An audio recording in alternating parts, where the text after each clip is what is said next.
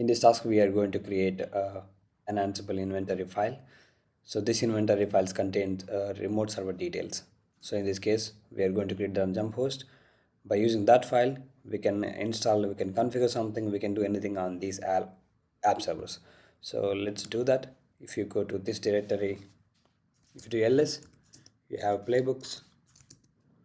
Now we need to create an inventory file, so that the file name should be inventory.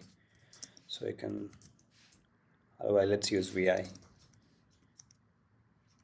inventory, and then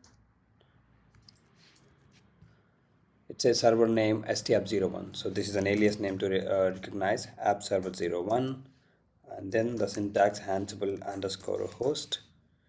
So you can use IP address as our host name. So I'm going to use host name, and then ansible underscore user.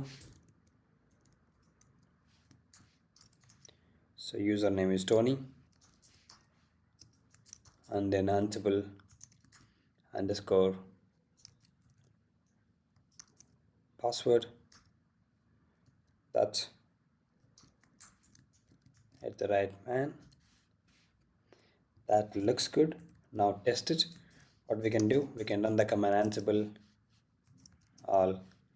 I'm gonna use m module, so I'm just gonna ping it, and then we need to supply inventory file. So now it's a successful. Then once you do this, I think that's the only thing we need to do with just inventory file. So if we check the task results now,